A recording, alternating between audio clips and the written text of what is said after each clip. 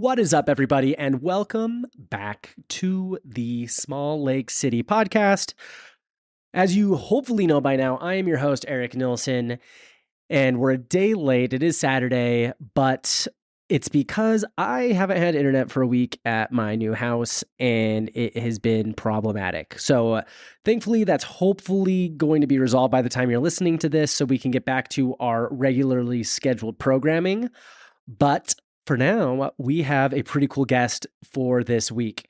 So if you've been following since the beginning, you know I've had a lot of artists in Salt Lake. I think it's fascinating to learn more about our art community, how much caliber of artists that we have here and the network that they have, and it continues to grow.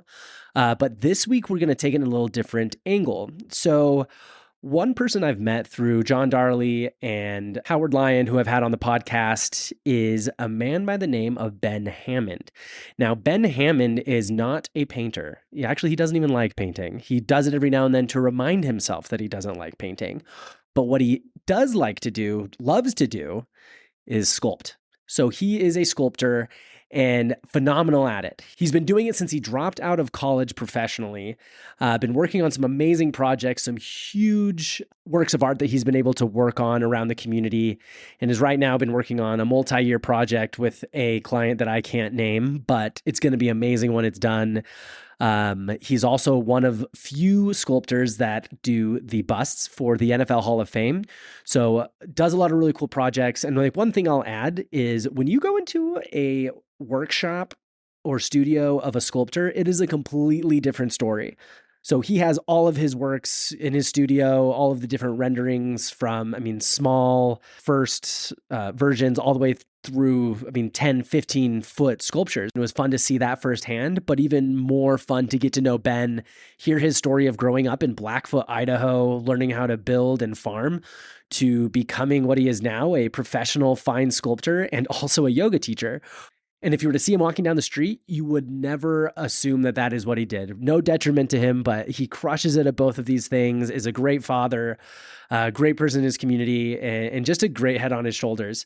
So excited to share this one with you guys. Hopefully you enjoy it as much as I do, but let's hear from Ben and his story of how he became a sculptor and what he is working on now.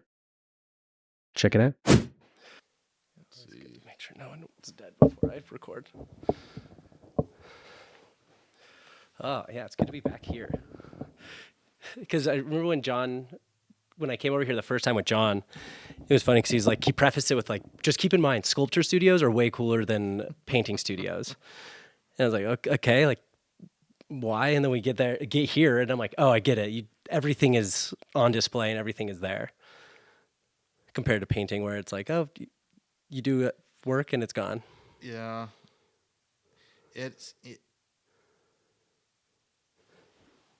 Why have I got this recording? Okay, all right.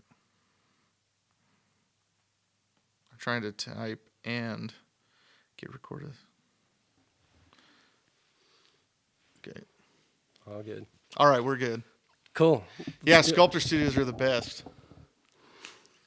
Yeah. No, it's the highest form of art anyways. Every painter really wants to be a sculptor deep down. They just can't get that extra dimension in. It's kind of like the snowboarders that want to be the skiers, but they can't keep track of two things at once. Yeah, I know what that's like because I'm a snowboarder, and I tried skiing again this last year with all my friends, and I was just like, I hate this. I just couldn't do it. And I thought it was time to change because my knees can't handle snowboarding anymore. And so I thought, I'll ski because then I got both legs that I'll always be using. Anyways, I'm just I couldn't do it. Yeah, I had a hard time. I'm going back to my studio. Yeah. Do something else, even if it's just drums or guitar. But yeah. But I do that even when I paint. I'll paint every once in a while kind of to remind myself that that I don't love painting. Yeah. And that was something that was interesting when I was in college. I remember taking painting classes and being one of the guys that was one of the top painters in the class out of that particular class, and my painting teachers were like, man, you can paint. If you keep this up, you could really do it. And I'm just like, yeah, but I don't love it. As I'm painting, I'm like, I wish I had clay in my hands. And luckily I had a really good professor that was wondering the whole time, oh, should I have done something else? So yeah, better to get it out now than wake up at like your deathbed and be like, well, would have been nice if I if I would have been I'm trying to think of something like a metal worker or something. Yeah. Yeah, I don't know.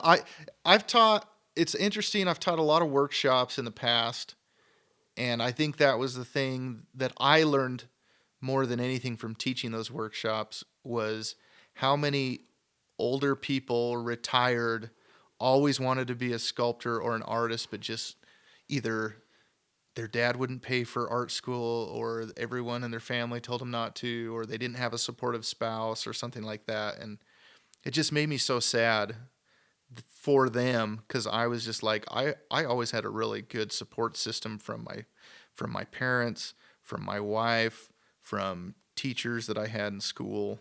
And so it was just like, man, I'm grateful that everybody's like, yeah, go for it. Yeah, do it. Yeah. I mean, it's such like it seems like such a small detail, but then to see how that's even that little bit of support in a direction that might not be the most, the avenue that the parents wouldn't vote for if they could choose. Yeah. But then it's fun to see the parents that support him. Like a good example of this is Howard. Like Howard, he goes to his family's like, listen, I love drawing. I like paint. Like, I want to try this out. And his dad's like, cool, let's make this happen. If you love this, let's put some oxygen on this fire. And compared to the ones where it's like, oh, nope, let's go back to work on like algebra. Like, let's go do this. And then I think it's so, yeah. Now, my dad does tell me, though, that like when I called him and said, hey, I'm dropping out of school and just going straight into sculpture because this thing that I'm doing right now at BYU is not working out. And at the time, he was just like, okay. But I ask him now, and he's like, I have never prayed so hard for my child to like, have success or, that he'd figure out to go back to school. He's like, I wasn't going to tell you because I still wanted you to figure it out. But his words were, I raised you to work hard. You can always work in the oil fields if you need to. You're the type of person that I taught you how to build houses and things like that. There's other things you can fall back on if things don't work out. So, but he said he was quite worried, but he wasn't going to say anything. He wasn't going to squash my dreams or anything. So, yeah, that's a good dad. But he was also, at the time, he was a superintendent, so he was an educator. My mom, on the other hand, was, she's a professional musician. She was teaching piano at Rick's College, at BYU, Idaho at the time. And she was all for dropping out. She's just like, Just cheering behind your dad. Yeah, she's just like, oh, just go for it. She's like, those professors at school think they know everything. They don't know anything. They don't know what it's like to be creative, to actually go out and do it. So she's like, if they're telling you can't do it, then go prove them wrong. Oh, yeah. So here you are, proving them wrong. I guess. I don't know if any of them feel bad for saying that I was crazy to do what I was doing. Because, I did have teachers at that time that did think I was nuts to, like, drop out of school and work at a foundry and try to figure out how to cast things in bronze and stuff like that. So, but... I don't think I tried to prove them wrong necessarily. I just really wanted to do it. It was so exciting. I worked at a foundry, and I was seeing all these monuments being cast in bronze and working on them. My particular thing that I did at the foundry was patinas, so I was doing the coloration at the end, and usually I got to spend time with the artists, so I got to meet artists from literally all over the world, and man, it was awesome. Even though I was making like less than $10 an hour, and we were expecting a kid, and it was just like, it was all awesome. It was just exciting. Laid such a great foundation to where it was now. But I want to go back to the beginning, because like obviously you're not from Utah, you're from Idaho. Mm-hmm. But how did you even find this? Because like to your point, anybody who looks at you and you're like, I am a sculptor who is a yoga teacher, I don't think they would believe you, and that's no detriment to you. Honestly, it's like a compliment, if anything. But how did this all get started? Well, it started with modeling clay. My mom just getting me some modeling clay when I was a kid. And I always liked to draw. I always had pen and paper and pencil and paper. My hand was always drawing. And I remember my mom got me like one of those like hobby store, those bricks of clay that come with the primary colors. I took them and mushed them all together, and it turned into this like gray-brown muckety-muck mess because there wasn't enough clay. I tried to sculpt something in color, but I'm like, with the different colors, but I'm like, I need more clay. So I'm like, what am I going to do? I'm going to mash everything together. Kind of like when I had Legos and I wanted to build something different than the set, I had to just combine all the sets. So I kind of did that with the clay.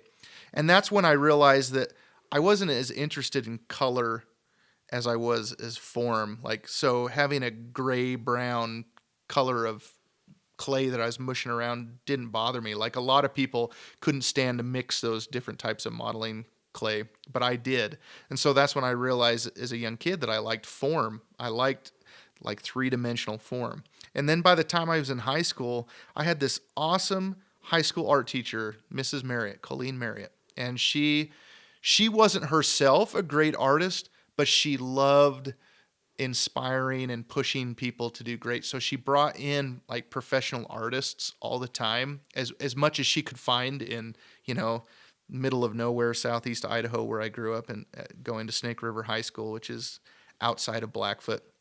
And when I was a senior, each senior year, she did a special senior trip where they like went to San Francisco or to Salt Lake or somewhere. I mean, once they even went to like Wyoming so they could go see some original Minerva Teichert paintings. But my senior year, she took our class down here to Utah, and we went to Gary Ernest Smith, who's a painter, to his studio, and we went to Blair Buswell's, who was a sculptor. And I walk in to Blair Buswell's studio. It's just like this garage next to his house. And, I was there. My wife was there. She wasn't my wife at the time, obviously, but I was mostly worried or focused on holding her hand or smooching her or something like that. Get something like, that as a 17-year-old version of me, that's what I was most interested in. But I remember walking into his studio and just being blown away. He had a sculpture of Oscar Robertson, life in a quarter size, that he was doing for the University of Cincinnati. And I walked in and it was like walking in and seeing Michelangelo's David. I had no idea that there were human beings alive right now on Earth that were creating like beautiful classical figurative sculpture. And so he hadn't put the jersey and the shorts on yet, so he was just doing the nude figure of Oscar Robertson at that scale. And I remember just walking in there just being blown away. And then I saw that he had these busts on the shelf up on the side, just like behind here. Yeah. And I'm like, are those for the Pro Football Hall of Fame? And he's like, yeah, I do. I'm a sculptor for the Pro Football Hall of Fame. And I'm just like, oh my gosh, because I love football, I love sports. Just everything is coming together in your life at this moment. And I love sculpture, and I'm just like, what? And I couldn't even ask a question. I just remember being in there and just being dumbfounded. And then Blair took our group over to the foundry at Wasatch Bronze, which was in Orem at the time. And we went into this foundry, and we got to see the process of casting sculptures in bronze, like the whole process, making the mold, pouring the wax, putting the wax in an investment, melting out the wax, pouring in bronze. And we got to see him actually pour molten bronze into these ceramic investments, and the bronze would cool and they'd break it apart. And I'm just like, this is like the coolest thing I've ever seen. It was like everything that I loved, because I grew up working on a farm, welding, building homes with my dad and my grandpa, building industrial buildings. I'd worked in Eastern Washington between my junior and senior year, building these big potato cellars and onion cellars. I loved all of the physical labor that was going into creating these sculptures, and I just was hooked. I'm just like, from that point on, I had in my mind that I wanted to be a sculptor. Now, by the time and in that high school class, were you sculpting at all, or was it mostly like painting and? Well, you were sculpting, but like there wasn't any instruction. Nobody knew how to sculpt. I was just curious if there was this gap between the two. Because I took like ceramic classes, and I was actually pretty good at ceramics. Mrs. Bohannon was the ceramics teacher, and she's like, I have never seen a student make nested bowls like that actually fit inside each other. So I had it like the project was due 3 bowls that nested inside each other. And so I'm using the wheel, and I figured out how to use the wheel. And she's just like, oh my gosh, you have a gift. And I'm like, I can't stand doing this. The wheel like irritated me. Yeah. Because I wanted to stop and take that clay and start molding it and modeling it into something. And luckily when I got to college at Rick's College, it was the first time that I actually had a sculpture class from a sculptor. Matt Geddes taught the class, and man, As soon as we were sculpting, I told my wife, I'm like, I gotta do this. I gotta be a sculptor. And she's kind of like, okay, I don't know about this. Cause at the time, graphic design had a 100% job placement. Yeah. And so I'm just like, it's the late 90s, and I'm just like, oh, maybe I'll go into graphic design. That seems stable. I'm married. I got to, support a family. And anyways, Carrie, my wife, comes into the sculpture studio, and she sees some of the stuff that I'm working on, and she's like, go for it. She's like, you've got a gift. She's like, you're good. And so from that point on, it was like full steam ahead. And like I said, I mentioned before, I had painting teachers and things like that were just like, hey, yeah, you can sculpt. Let's do it. What can we do to help you? And so I went from that environment at Rick's College, then I went down to BYU, which was much more of a philosophical approach to art, which I don't criticize. It just wasn't for me. I was ready. I just needed practical instruction. I needed competent teachers to teach me and show me how to like model a human figure, like study anatomy and things like that. And that I could see early on wasn't going to be happening. So after 3 weeks, I discontinued. I dropped out. Nice. I had I was leaving behind a full scholarship. I had an academic and art scholarship, and I just didn't do it. My wife, on the other, she was an art major too. She stuck with it. She graduated from BYU, and she was kind of like, I don't know how to paint. She's like, I have this degree, but I don't know how to paint. So she started doing what I did. She started taking workshops and learning from other painters. And, she's a great painter. So, but that's how she learned. She kind of, that philosophical approach, like I said, it's not bad for people that are kind of trying to figure out who they are, what they want to do. But from the moment I was 17 and I saw Blair's studio, that's what I wanted to do. I wanted to do monumental figurative artwork. Yeah.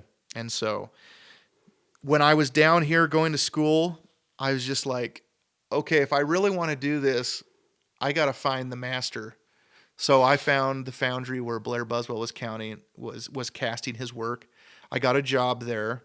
And every time he would come in, I'd say, Blair, I'm Ben Hammond. I met you when I was in high school. I want to be a sculptor. You're like, I can still remember Oscar Robertson. He was flattered, but for the most part, he's like, who's this weirdo? Yeah, but after a while, I kept on bringing stuff in. I always had stuff there at the foundry, and every time he was in, I'm like, hey, do you have a second? Can you come look at my work? Give me a critique.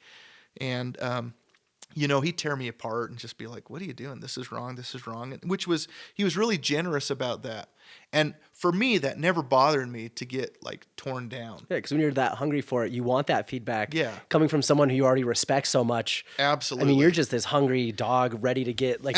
And I asked every artist that came through there. Even looking back, I'm like, oh my heck, I can't believe I asked that guy or that lady for advice because nothing personal. I mean, like they weren't at the level of some of the other artists, but that doesn't matter. What matters was I learned that people are really generous with their knowledge, and I was never afraid to ask people like, well, how did you do that? How do I get into galleries? What do you do? And with Blair though, I wanted to work for him. I didn't just want his advice. I'm like, every time I saw him, I'm like, hey, do you need someone to sweep your floors? Like mush clay for you and hand it to you, whatever. Yeah. And one day he finally came up to me and he's just like, hey, I just took on this big project and I need an assistant. Would you want to come work for me? And I'm like, heck yeah. Like dream come true. And I'll quit my job right now. And the thing is that I want to articulate here is that he didn't hire me because of my sculpture prowess.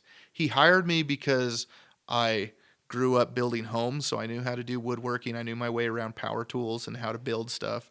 I knew how to make molds. I learned how to make molds at the foundry. And he'd seen that I can do other things besides sculpt. The sculpting, even when I asked him today, Blair, he's like, the sculpting was a bonus, but it wasn't really why I hired Ben. And I'm the same way. Like, I need help to build, like right now I'm like, man, I'd love an assistant that could actually build cabinets so I don't have to do it.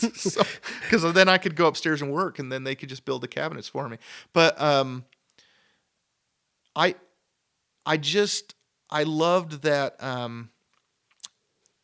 I got hired by Blair at the same time he was taking on this huge project that he'd never done anything like it either. So he was hired to sculpt an entire wagon train a city block long in downtown Omaha, Nebraska. So he'd be sculpting oxen, mules, people, dogs, wagons, wagon wheels. That's huge. And so it was so fun for me because we were doing stuff that he's never sculpted animals before. So as he's learning ox anatomy and mule anatomy, I'm getting all that education where I'm learning about all this stuff too, and watching his thought process, how he's doing this comparative anatomy, because he was already a master of the human figure, but now he's trying to master something else. So I gotta observe him with his meticulous,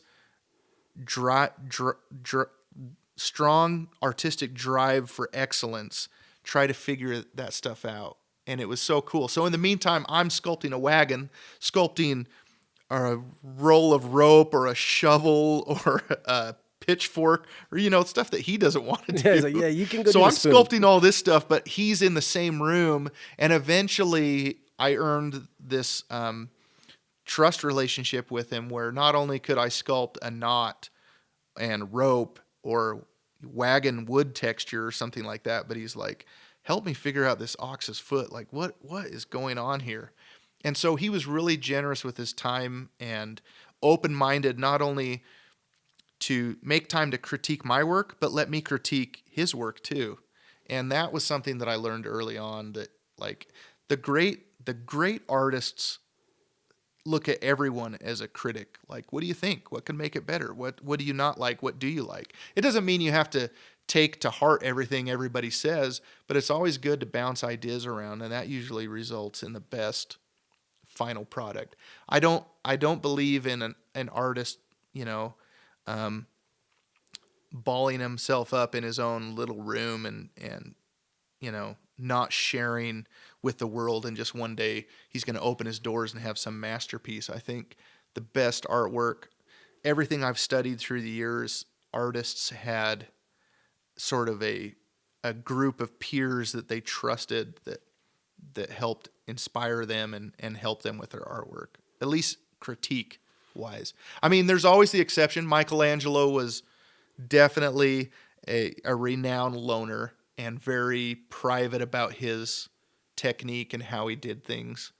But for the most part, most sculptors and artists, painters really had a strong group of peers that they relied on for critique. You always think about those groups throughout time, that it was like almost like these like 3 to 5, let's say, artists or painters that really relied on each other and did have that feedback, because again, like you can only see to your ability, but if you have someone else you respect and they can see other things, they grow together. I remember, so this was Blair and I in 2005, we went to Boston. It was after we finished the first phase of this big wagon train, and he's like, let's take a break. So let's go out to like Augusta St. Gaudens's old studio and Daniel Chester French's old studio and go to the Boston Museum of Art. And we went to the Isabel Stewart Gardner Museum. And that museum, Isabel Stewart Gardner Museum, like it hit me in the face.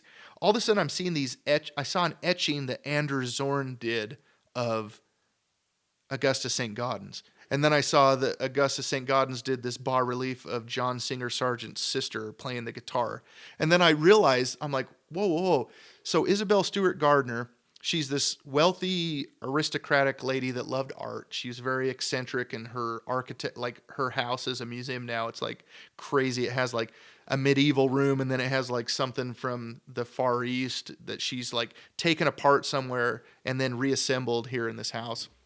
But she's also created this space where she'd have St. Gaudens, Andrew Zorn, John Singer Sargent all like hanging out together in her house, like, and I'm like, oh my gosh, like, so you got all these masters of different mediums, but all just amazing in their same sphere, in their individual sphere, and like hanging out together and critiquing each other's work and doing paintings and sculptures of each other. And I'm just like, it blew me away. And I'm like, so that's why, we have like our group of friends we try to hang out with and critique each other's work.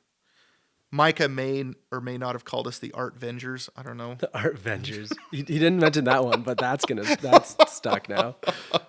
Oh, maybe that's just the text thread title. But it's great to have.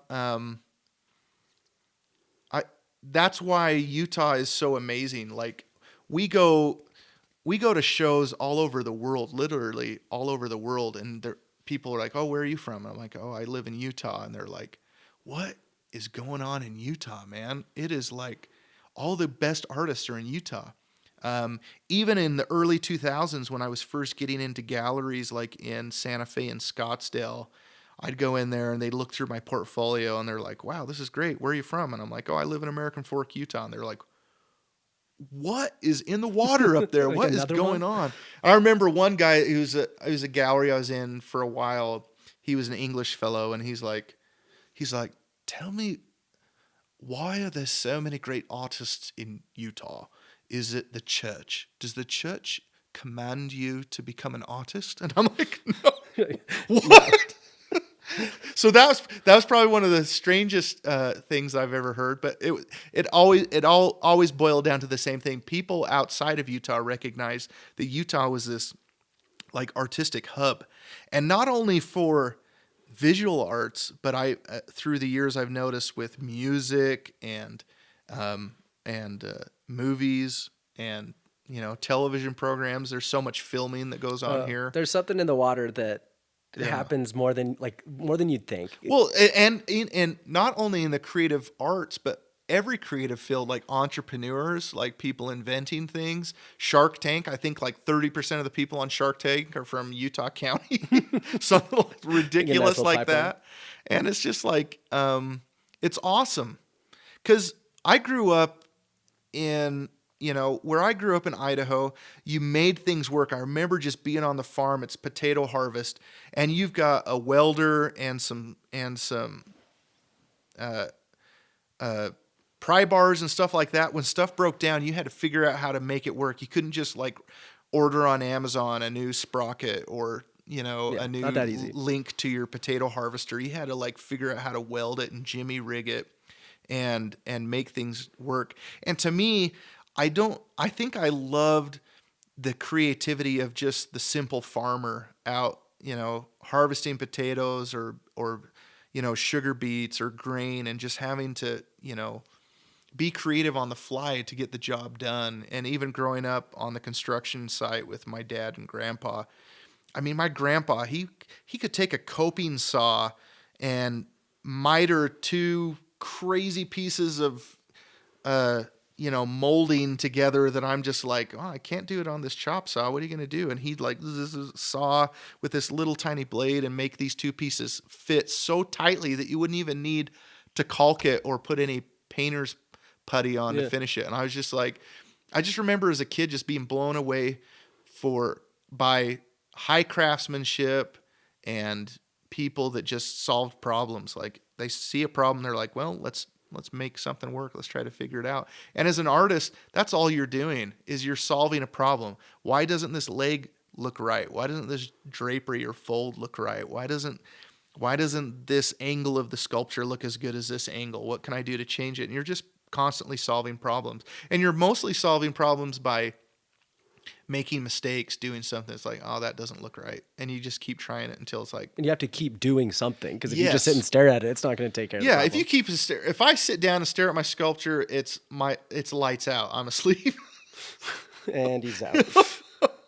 So I have to keep moving, especially with all the projects I'm doing right now. Just like there's so many long hours in the studio, but I still love it. I still feel strongly motivated to make whatever I'm doing really great. I don't know why. I don't think it makes me a better person than anybody else, but I feel very self-motivated to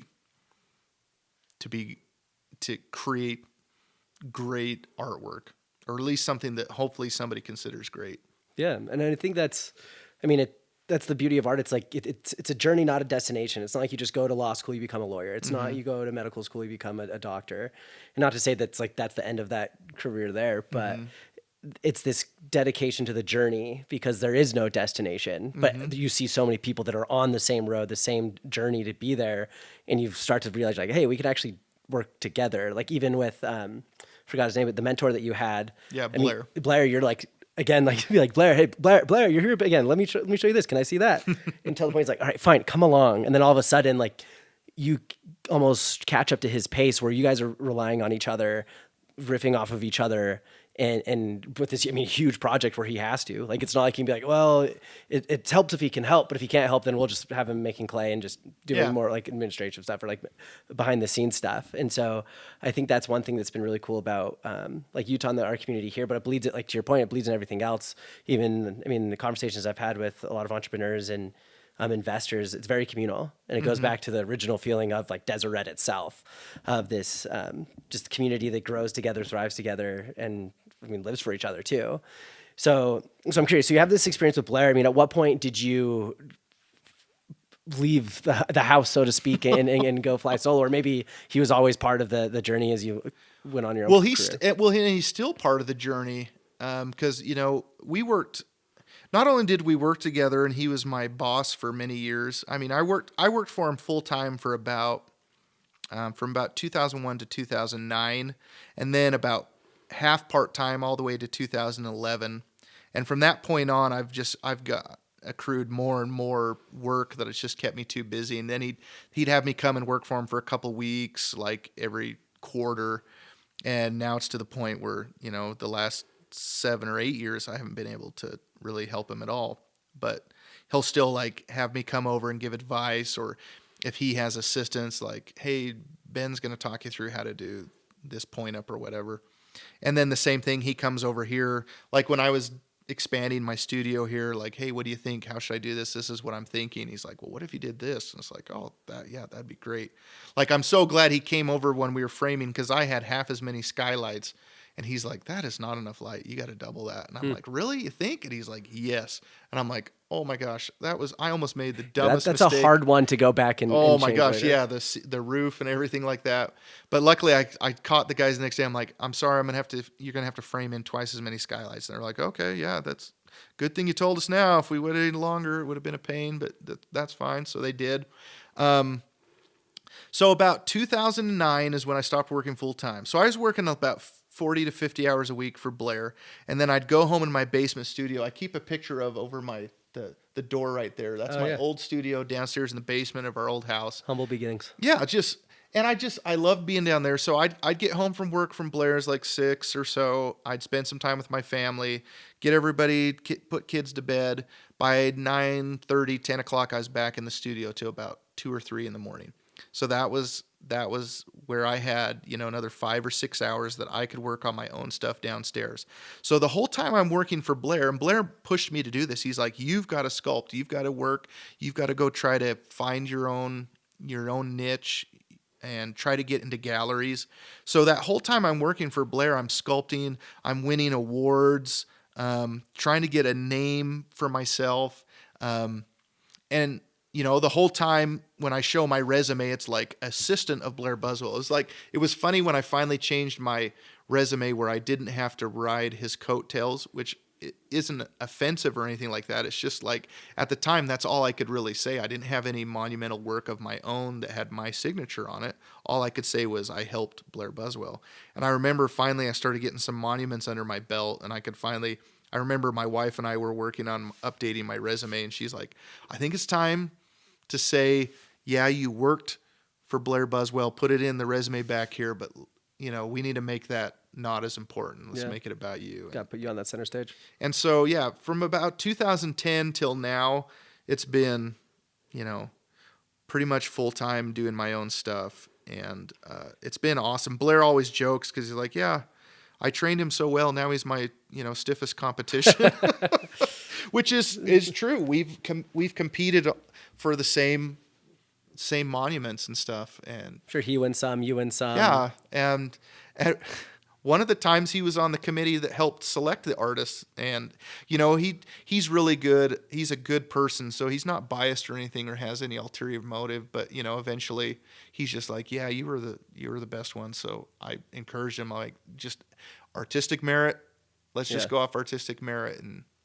And so, yeah. And now, I can't talk about it yet, but eventually we're working on a project. We're working on the same project together. He's doing a part of it and I'm doing a part of it. Oh, I didn't So realize he was one of the people doing part of it with you. yeah. So that's awesome. So when you started actually getting in the studio in your basement on your own, I mean, what kind of stuff did you gravitate to? Were you naturally going towards the same stuff you're working with Blair, or did you have your own flair? Well, it was human figure, and that's what Blair loves too. So when we were sculpting oxen and horses and mules and stuff, I mean, we did it, but it wasn't like it's not the same passion. You have the passion to do a good job. You have the passion to make it accurate and make it artistic. But I don't love horses. Blair grew up with horses and doesn't love horses. His dad had Arabian horses. He had terrible hay fever, so he didn't really like horses. That'd be in that I bucket. didn't like horses either. I liked motorcycles. I'd ride a horse. I hated riding things that had their own brain. So I'd rather have complete control and ride a motorcycle. So when I grew up, I'd ride dirt bikes all the time. I loved riding dirt bikes. So I'm very confident I can sculpt a horse and a mule and an ox and a dog accurately, or any animal, but I just don't feel the same kind of passion or excitement that I do when I'm sculpting the human figure. And in particular, the female figure. The female figure is something that I wasn't very good at first.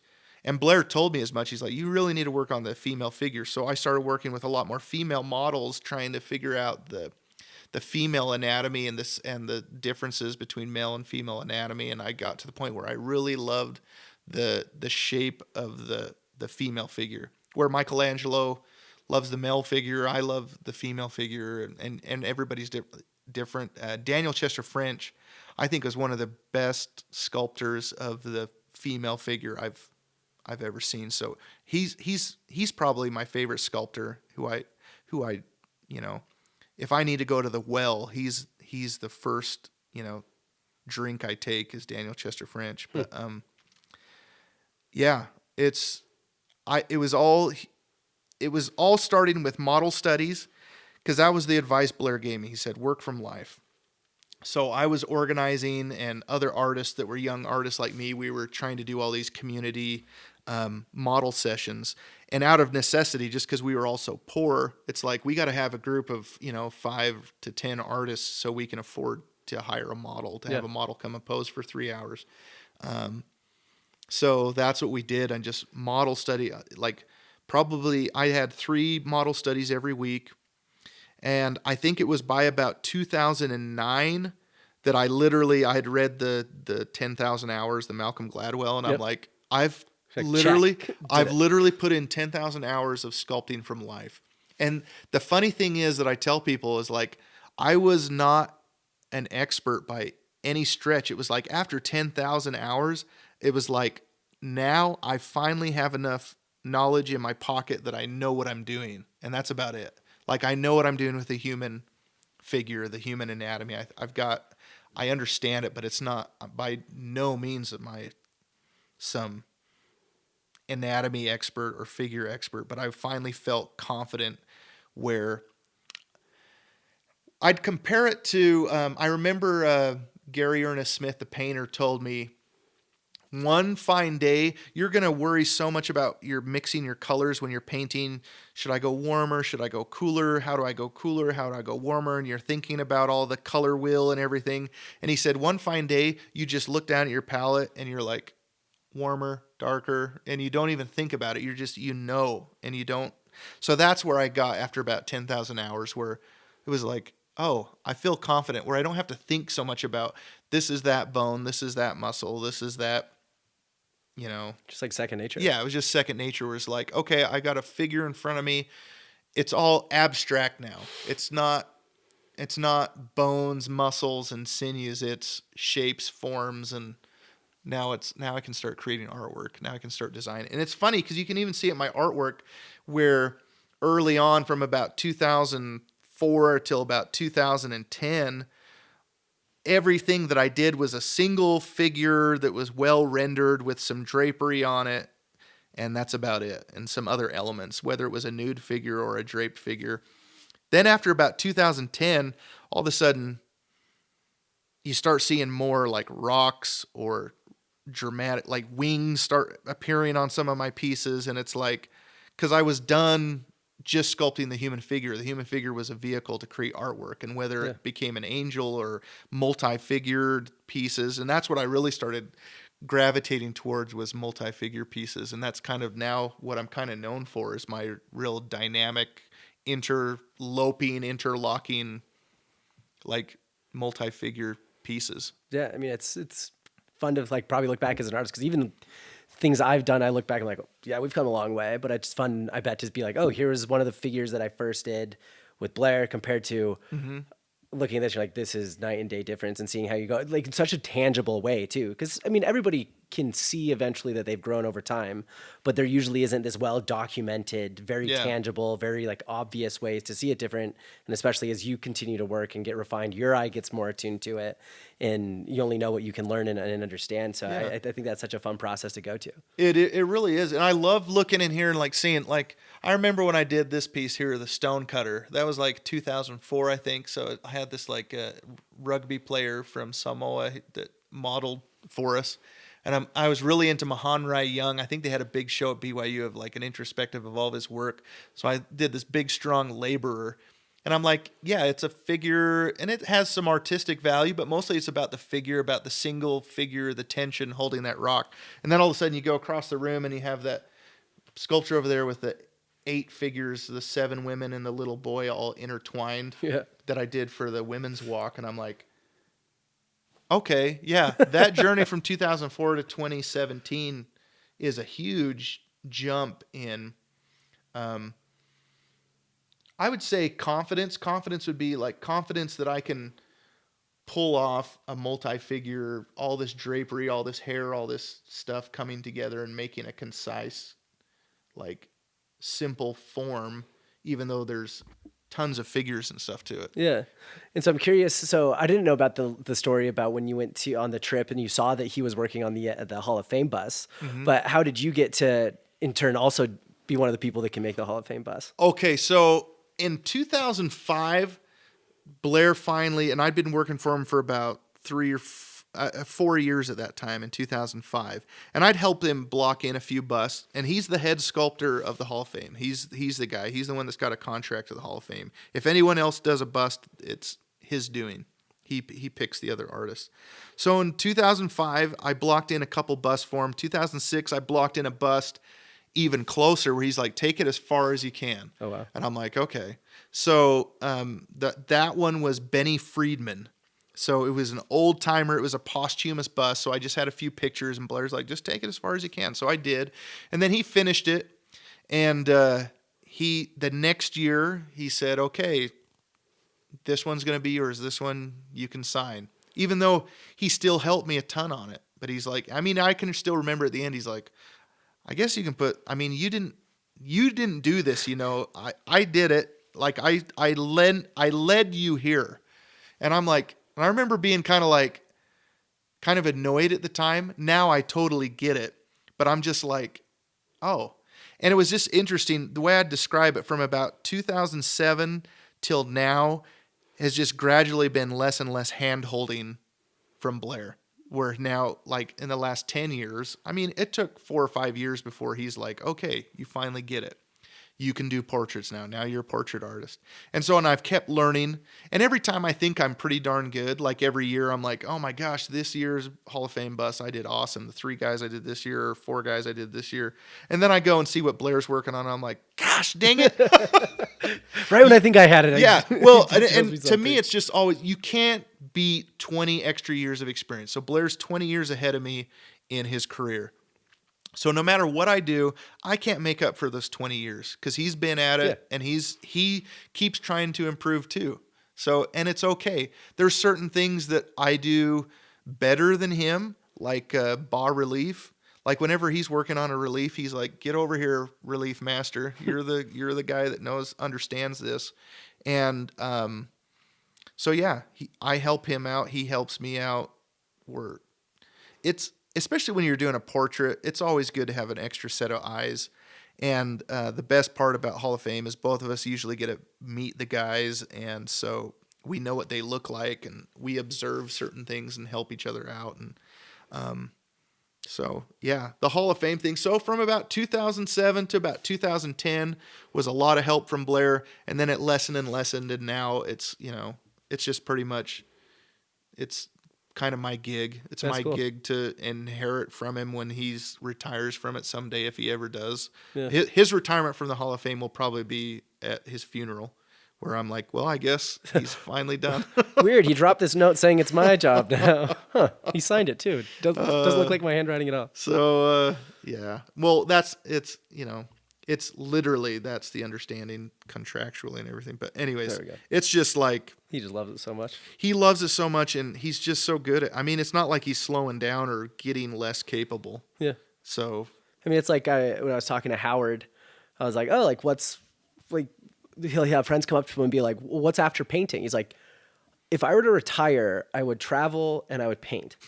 In life right now, I get to travel Yeah. and I get to paint. yeah, I don't. And so it's a similar way. It's like, oh, I love to sculpt. If I Yeah, it's retired, I'd funny probably sculpt. talking to our accountant. He's like, so what are your retirement plans? And I'm like, keep sculpting. Bigger studio. Maybe, yeah. I mean, there will have to be if you keep So yeah, at this rate. yeah. That's the funny thing is, yeah. I remember when I moved into this studio before I did the addition. I'm like, oh, this is great. And then like after 5 years, it was like I'm running out of room, because it was just interesting. All of a sudden, you know, I've been doing up to that point to about 2017, with the exception of the women's walk with the 8 figures in one monument. I was doing pretty simple monuments for the most part. The last simple monument I did was Martha Hughes Cannon that will go to the U.S. Capitol, and that was finished in 2020. And then right after that, I got a commission from Idaho Central Credit Union. The CEO calls me up. He's like, I want you to do a sculpture for me. I'm like, okay, yeah, sure. I hear that all the time. Yeah. And then they hear how long it's going to take and how much it's going to cost, and they're like, nah, we need it quick. We'll find somebody else. I'm like, okay. You can always find someone who'll do it cheaper, faster, but, you know, you won't find someone that can do it better. So he said, no, I want you to do it, and I want it to be great. And he just basically said, here's the space. Start throwing out some ideas, what you think would work. So I started doing some sketches, and he was just like, oh, yeah, these are awesome. And this is in about 2017, 2018, I think. And he's just like, how big should we make this? I'm like, it needs to be big in this space. And he's like, yeah, I think so. So I did, I took a picture of this little, 12-inch tall sketch, and I blew it up. I blew up one that was 12 feet tall and one that was 16 feet tall. And we printed it on a foam core, and I just held them out up in the space. And I said, what do you think? Here's the 12-foot version of it, and here's the 16-foot version of it. And he's like, it's got to be the 16, right? And I'm like, I think so. Like, yeah, that sounds And I'm great. like, but it's going to be this much. And he's like, well, we can do that. And I'm like, okay. Yeah. And I'm like, let's do it. So all of a sudden I'm doing this 16-foot tall, this one had 9 different figures on it, this big, huge monument. And I'm trying to do it in the studio by taking it apart, and I'm working on pieces. And then I have to go to Blair's studio because he has an overhead crane to finally put it all the way back together. And then his studio isn't even tall enough to put the final 3 figures up on top. So I never even saw it finished all the way at full scale until it was cast in bronze. It was at the foundry. And it was like 16 feet tall to the top, barely fit out of the door. Like we couldn't even put it on a forklift. We had to barely put it. We had to make a special pallet that a floor jack could just barely lift it up to slide it out the door. And it literally cleared by a quarter of an inch out of the garage door. So it couldn't have possibly been any taller. It would have fit. And it was just it was awesome. I'm sitting there in this was probably 2021 when it was unveiled. Or was it? No, it was 2022. I can't remember. But it was it was awesome. I remember going up there, and I got this 16-foot tall sculpture up in Pocatello, Idaho, and an awesome CEO of a company that's just do your thing, man. Yeah. What an empowering, amazing person to let me do that. And it's to this day, I look at it and I'm like, this is what I've been working towards. This is what I always wanted to do. It was cool because my mom was there, and she's like, you've been drawing stuff like this with multi-figures since you were a little kid. And she's like, here it is in bronze. Yeah. And Gotta be a cool mom moment. Oh man, it was awesome. I mean, I'm getting a little emotional about it right now. I'll try not to get teary-eyed, but it was so cool to have like my awesome supportive mom that she's just like, I mean, she couldn't have known what it would turn into, but she was always encouraging like that sort of thing. And it's cool to see all 7 of us siblings all, successful at whatever we're doing. Yeah. I mean, I've got a philosophy professor brother. I've got a doctor's sister, a guy, one of my brothers builds nuclear reactors all over the world. Oh, sorry. Yeah, kick the microphone. It's very durable. He's really funny. He's like, yeah, I'm like, what are you working on now? He's like, oh, your tax dollars at work, building another nuclear power plant for some other country. Oh, it's awesome. We won't get into politics on this thing, right? No. So it's just awesome to see what hard work, dedication, single-mindedness can produce in any field. And, it just goes back to hard work. Everyone always asks, like, how did you become such a successful artist? And I'm like, I grew up on a farm. Learned how to work hard. Yeah. And I worked hard. Work's never bothered me. I never liked video games. I can sit down and watch a movie every once in a while, but I definitely can't watch TV like every day. Just like mindless, turn something on. Oh yeah. I can't do it. I'm trying to think, what do I like to do? I like to mow the lawn. That's about it. There you go. Mow the lawn and sculpt. Well, actually, there is something else you like to do. So talk to me about how yoga came into the picture. Oh, yoga came in the picture because of sculpture. So I was lifting this super heavy, this is, okay. So it's a combination of Idaho farm boy / sculpture. So this all comes full circle. So the Idaho farm boy can do anything physical. Like, we'll figure out a way to do something. So Blair had this 2nd story storage space, and I didn't want to bother him. I didn't have anybody else working at the time, and I have this mold that's probably about 140 pounds, and I'm like, I got to get this up there. And I'm like, I'm just going to get this ladder and just walk it up the ladder. Yeah, I can do this. So I do. I pick up this big mold. I'm like, okay, it was the horse's neck from the wagon master of the wagon train. Anyways, I'm picking it up, and I'm going up about 4 or 5 steps, and all of a sudden it starts falling on one side. And of course, Idaho farm boy, you're not going to let that drop. You're going to get your butt kicked by your dad if you mess up or something like that, or the farmer's going to get mad if you break the sprinkler pipe or whatever. So I'm just like, with all my might, I'm like, no, I'm going to pick it up, and I get it up, and I'm just like, and all of a sudden I felt something in my back, just like, oh man, that hurts. So what do? I walk it the rest of the way up, put it on the shelf. I get back down, and I'm like, oh, man, my back feels weird. And just keep working. Finally, after about 3 months of my back just feeling weird, I go in and get an MRI, and my doctor calls me up, and he's like, what the hell did you do? I'm like, what? Not a good thing to hear from your doctor. He's like, it looks like World War III in your lumbar spine. And I'm like, oh, okay. What does that mean? And he's like, you've destroyed 3 of your discs. And I'm just like, oh. He's like, when did you do this? I'm like, 3 months ago. And he's like, do you need painkillers or anything? I'm like, no, I'm fine. Just feels uncomfortable. Anyways, so I get sent. They wanted to fuse my spine.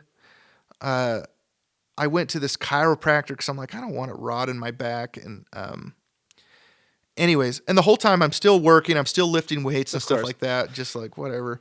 So we used to get the newspaper, like the Daily Herald, I think it was, the Provo newspaper. And they had this crazy article about this guy. And I'm sitting there watching him. He's like doing a handstand with his shirt off. And he had gotten in a motorcycle wreck and became a paraplegic. And he started doing yoga. They told him he'd never walk again. He started doing yoga, and all of a sudden he got feeling back in his legs and was able to walk. And he was like full recovery. And I've had a head injury. When I was working construction, I fell 2 stories off a building, landed on my head. Oh, jeez. Had some brain bleeding and stuff like that. A series of miracles mitigated that, and I was able to, as my mom said, I had a new, bright, pleasant personality. That was the best part about it. But so I'd had head injuries. I had a spine injury because I'd also unbeknownst to me, I also broke my back when I fell, but I didn't find out about that till later. But anyways, I'm just reading this article, and just the farm boy in me, instead of like doing some sort of surgery or something to fix it, I'm like, yeah, I think I can. I'm going to start taking yoga. So I go up to the local rec center in American Fork, and it just so happens that this wonderful lady, Lisa Brown, teaches yoga. She's an amazing teacher. She's also a brain and spinal injury nurse. Yeah. So I told her what happened, and she's like, "You've come to the right place. We're going to fix you." And I started taking yoga at the chances of having this type of, not only in the medical field, but also the Zen teacher that she is. She's taken workshops all over the country. She was an amazing yoga teacher. To have that combination right up the road from me, and I started taking yoga, and after a year, I felt I could do back bends. I felt like not only recovered, but better than I'd felt ever. Dang. I just felt great. And so I just kept with it. And I still have a lot of residual pain, a lot of back pain. Sometimes it flares up pretty bad. Sometimes I do have to go in and get treatment from, a doctor that I like. But for the most part, if I can stay active and doing my yoga, I feel fantastic. And Amazing. It's just like, and the interesting thing is, Lisa, my teacher, just like Blair, she was more like a mentor. She's like, you need to start teaching yoga. And I'm like, I don't want to teach yoga. I'm like some chubby, hairy guy. And she's like, all the more reason because we need to bring more men into yoga. I agree. So I started teaching yoga. I got certified and stuff like that. And I teach classes. So now Lisa and I, we actually take turns teaching we teach a free class. We teach 2 free classes every week.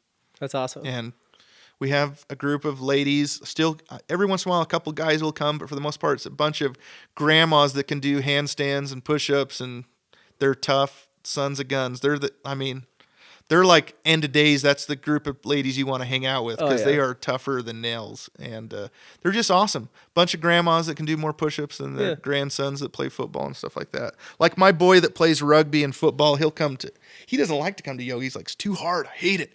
All those ladies are way stronger than me. Like, that's why you keep coming. Anyways, so that's how I got into yoga and how I got into teaching. I like to teach. I probably like teaching yoga more than I like teaching sculpture, because sculpture is frustrating because people come not with baggage, but art's kind of funny for a lot of people. Like, a lot of people aren't necessarily open to be molded. Like when I was up and coming, I wanted to get as much knowledge as I could, and I'm like, teach me. I want to learn anything I can from you. And I've thought that I've gotten myself to a certain level of, I don't know, respect in the art world, where people would, they're taking my workshop because they want to learn from me. But a lot of times when you're teaching art, a lot of people just want a pat on the back. Yeah. And that's not a fun way to teach. It's fun. It's much more fun and enjoyable to, teach, like help people get better. And if you're just there to kind of like just hand out gold stars and hand out gold stars, it's not very fun. No. And that's what I find with work. So a lot of people are like, "Oh, do you teach workshops?" I'm like, "No. Not anymore. I used to, but I just don't enjoy. Now, someone comes in yoga, like if you physically can't do it, it's like, okay, I can help you. This is what you're going to do. Here's a modification. And people are willing to do it because I think yoga puts you in such a vulnerable spot that you're willing to like accept any help. And not everyone approaches art learning with the same vulnerability, I think. So. But yoga keeps me humble too, because every time I think I'm pretty good at it, the same thing, I'll go take some workshop and I'm like, oh dang, yeah. I thought I knew what I was doing. I thought I knew what I was sculpting. Well, and then and the spiritual aspect of it, like, because even my yoga teacher, even as she's gotten older and slowed down a little bit physically, not that she can't do anything she could do 20 years ago, but she's gotten more into the breathing techniques, the pranayama, and that's where yoga masters really go, where you can go into the deep meditation and that really settling your mind and compartmentalizing all your, kind of the opposite of PTSD, where PTSD is something where you can't compartmentalize thoughts, and because you have some traumatic thing, it makes you unable to compartmentalize your thoughts. And so you you have these panic attacks and you have a hard time functioning, where yoga breathing does the opposite effect. It calms to the point where, you know, you get into that Zen state, and it's awesome. It's a fun place to go. But it's, in a lot of ways, it's a lot more challenging than to push yourself to do the physical things, is to do the breathing and thinking and, you know, it's a lot more surrendering. There's a lot more degrees of difficulty than just being able to hold a pose. Yeah, it's like I always tell people at the end of class, we've done some really hard things. I've gotten lots of grunts and moans, but it's like, now we're going to lay on our back in Shavasana and not do anything. And this is literally the hardest pose, is to completely release. Can you completely release? And it's hard for me too, but and it's awesome. But it's so fun because what it does is it keeps me humble, keeps me motivated, and it's just like sculpture. It keeps me humble, and anytime I think I'm good, I'll be in the studio. It's funny, I work really late sometimes, and at 2 a.m, I'm pretty awesome, and I get up at 8 and come back down here, and I'm like, what were you thinking? That looks stupid. Like, you wasted 3 hours doing this. Let's fix this. Oh, 1 step forward, 3 steps back. And, you know, once again, it goes back to what I talked about, the problem solving, just the art of problem solving. And that's, you know, we were at the doctor's today with my son. He had like a broken finger. And, you know, I was thinking about even practicing medicine. Medicine has become so streamlined today that we've like lost the art of medicine. Like, it used to be one of the fine arts. Like, David McCullough's book, The American Journey to Paris, I love that because he follows politics, medicine, sculpture, art, painting, and philosophy, and how those used to be like all the liberal arts. Like, medicine was in there. And I was just like, it made me kind of sad thinking about today, like all this insurance stuff and everything. I'm like, does anyone here practice medicine? Like the art of medicine? And, you know, I talked to many old doctors that they bemoan the days of, you know, before everything became streamlined through insurance companies and what you can and can't do. And it's just like, yeah, we've lost our ability to problem solve on our own, like treat patients individually instead of as like, oh, here's what you do for this and that's it, check out. So different. So it's sad because some of our most intelligent human beings, that's what they go into. They go into medicine and stuff like that because they're like, well, I'm really smart. You can make money. Yeah. Let's Next be a thing doctor. you know, they're just following a to-do list. Yeah. Red tape everywhere. And then they're taking some sculpture workshop and they're like, I really should have done something more artistic and I wish I would have, but I became a heart surgeon. Yeah, you find out. You definitely find out eventually. Shoot. But I guess outside of yoga and sculpting, what else occupies your time, or what do you like to do around? I love sports. I don't golf. My brother's a golfer. I golf and just cuss, so it's not very good for me because I don't know. I just have this expectation the ball should go where I want it to go, but I don't have the patience to learn something like that. There you go. So yeah, I still am involved in football because it's kind of my job, you know. So I get to watch a lot of football, and Nice. I'm finding I enjoy it less and less through the years. I've really gotten into rugby. As my son started playing rugby, I realized that rugby I love this sport. It's like such a fun sport to watch. This last year with the World Cup, we were in Fiji for the last 2 weeks of the World Cup. So to be in a a rugby crazed nation, you know, was a lot more fun than watching it here and nobody knows what's going If on. it's another country, it's at the weird time of the day. So I was in Brazil in 1998 when they were in the World Cup final against France that they lost. And it was just like to see an entire nation so passionate about a sport. And, you know, it was cool. But soccer isn't something that I've always loved. I still enjoy watching it, but rugby definitely. In the last couple of years, I've really become like, I've got all the rugby pass, the like random apps and stuff like that. Uh-huh. Carrie's like, what is this for? Game Flow? And I'm like, oh, it's the only place that shows Union Rugby, World Rugby. Yeah, sorry. That's what I got to watch. And so that's about it. And then, you know, being a parent, raising kids, that's still the most challenging thing that I do. Sculpture's a walk in the park compared to trying to raise kids. Seriously. I mean, geez Louise. Me and my wife, we've been married for 25 years. I mean, it has its ups and downs like anything. Like right now, my wife's just struggling terribly with her health and trying to figure out what it is and everything. I mean, it's frustrating for me. I can't imagine how frustrating it is for her. But, those things stink. I don't know how to solve that. Yeah. That I can't solve with hard work and dedication to my craft. It's one of those things where it's like, all I can do, and it's awesome because this goes back to yoga where it's about a surrender. All I can do is just love the people that are around me and do my best to serve and love them. Not that I'm perfect at it or even good, but if I can be mediocre at it, then I'm going to keep working at it. But that's the real challenge of life. Being in the studio is actually a relief. I mean, I'm doing what I love. I'm problem solving all day, so it keeps me engaged. I never feel bored at work. People talk about the monotony of their job. I'm like, oh my gosh, I can't even imagine. Like, that kind of sounds nice sometimes. Like every day's different. Well, it's funny because I still do a lot of the things that other artists don't. Like I make my own molds.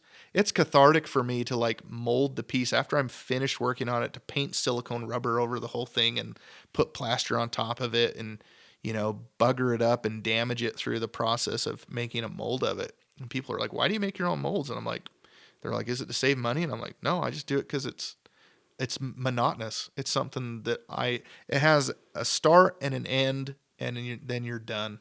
And I'm like, it's physical, and it's, I like doing that because it's something that's easy in a lot of ways. Yeah. Especially after going through something that's very like not processed, very ambiguous, very abstract. Well, yeah. And when you're creating artwork, you don't ever finish it. You abandon it. And I used to think like, oh, that's the corniest thing that all artists say, but it's true. You literally, that's why I like to work on the mold. I'm like, I'm painting rubber on this. I can't touch the clay anymore. I can't change something. And it's funny, when I'm making my own mold, I'm to the point where I have a sculpture tool in one hand and a paintbrush in the other where I'm painting the rubber on. I'm like, okay, leave it alone, Hammond. Just let it go. Yeah, you're done. And so it's, like I said, it's cathartic. It's like right now getting my studio organized, building a wood shop. I've been building cabinets for the last couple days with my helper, and sometimes it's nice to do. Yeah. Just do something different. I was going to say do something with your hands, but you always do something with your hands. Well, you saw me putting the CBD oil on because I was doing so much with my hands that they're getting a little inflamed, so I had to calm that down a little bit. Dang. Yeah, I can't imagine. Like I've had family that have been like massage therapists, and like they're like, "Oh, my hands hurt. Like I can't really do this anymore." Yeah. And I can't imagine how. I don't know. I'm just curious. Yeah, pushing clay all day. I'll tell you one thing. What I can do is if my boys act up, I can grab them by the neck and squeeze a little bit, and they feel like they've been lashed by some sort of machine or something like that. Yeah, like strong hands. These hands. I wish I had hands like this when I wrestled in high school. Like, you would have been state champ. It was like, growing up in Southeast Idaho, I hated when you were at a wrestling match and within 2 seconds you knew whether that guy milked cows by hand. Like as soon as he grabs your wrist or something, you're just like, oh crap, I'm dead. This guy is like, I'm like, I milked cows a couple times because my dad felt it was important that we milked a cow by hand just to part of the checklist of Idaho. Like. Yeah, but oh my gosh, that was the worst. Like, oh my heck, this dude wakes up every morning at 5:30 and milks 2 cows, and I'm gonna get thrown around by this guy. I don't blame it at all. Shoot. Well, Ben, I want to end with the 2 questions I always ask every guest. First, if you could have someone on the podcast and hear about their story, who do you think you'd want to hear from?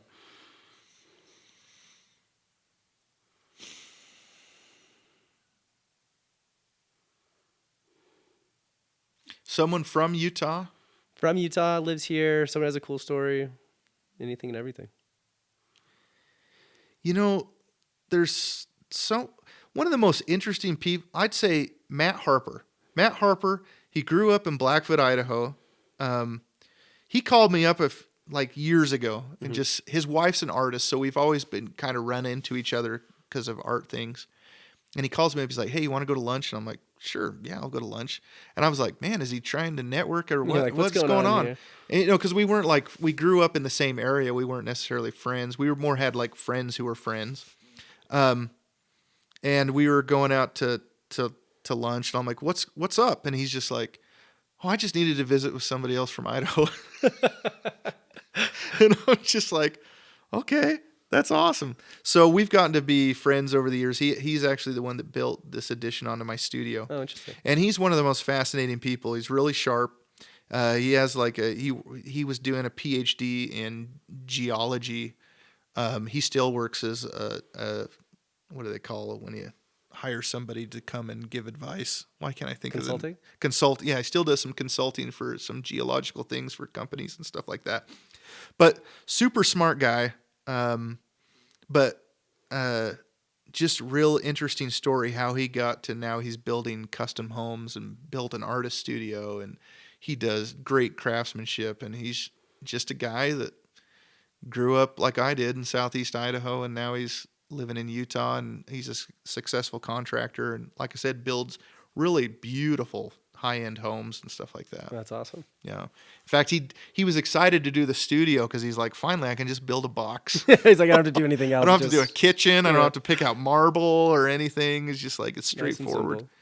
But, I gave him enough twists and turns that he still had some challenges and things like that. There you go. Yeah. Just, I'm always interested in builders. Maybe it's because of the way I grew up, but he's an interesting fellow and married to a painter, successful painter. So I love that. And then if anybody wants to find more about you, your art, where's the best place to find that? I don't Google me, I guess. That works. I am terrible at social media, but I post most often when I do post on Instagram at Ben Hammond Fine Art. Okay. I have my website, benhammondfineart.com. And then you can Google things, Ben Hammond Hall of Fame. Sometimes there's videos that pop up on YouTube of guys sitting for me. Usually they'll kind of film that process. But yeah, I don't know. Otherwise, go to your local foundry, try to find him, and then you go be as. You could probably knock on my door if you bring like a whatchamacallit candy bar. I'll let you in. the rite of passage. Yeah, that's what I love. Is a good whatchamacallit. Noted, because I can't think of a single other person I know that loves a whatchamacallit. So more for you. Oh man, one of my funny stories just to end is speaking of whatchamacallit is Orlando Pace. He's a big, huge guy with a beard right there. One of the biggest men I've ever hung out with. So he came out to pose for his sculpture.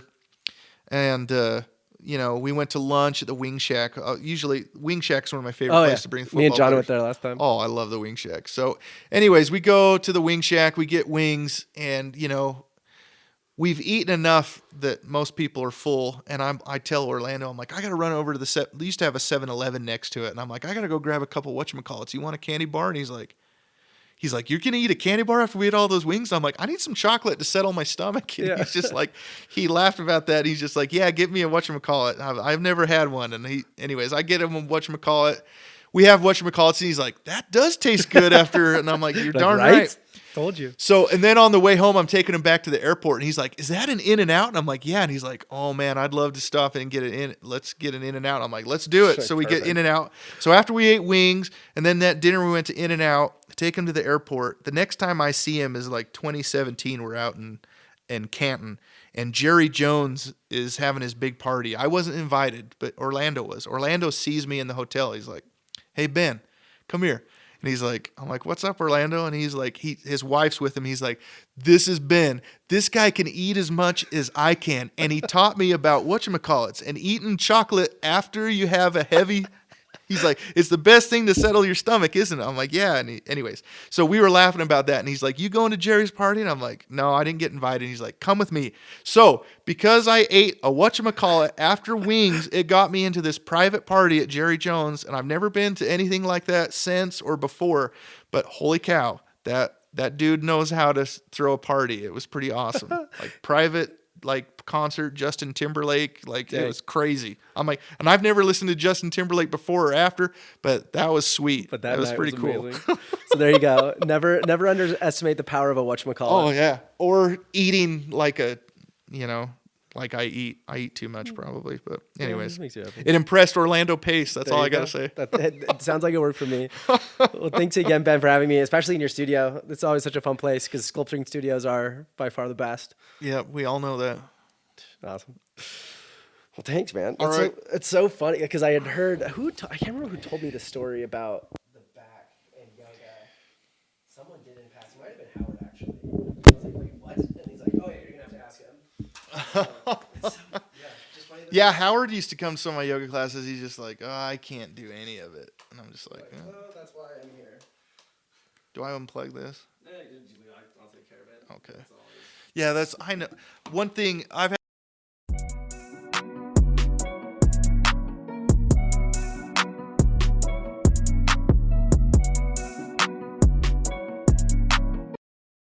Thank you so much for listening to this week's episode of Salt Lake City Podcast. Don't forget to like, follow, review, subscribe, and share this episode with your friends. And we'll catch you next week. We'll see you there.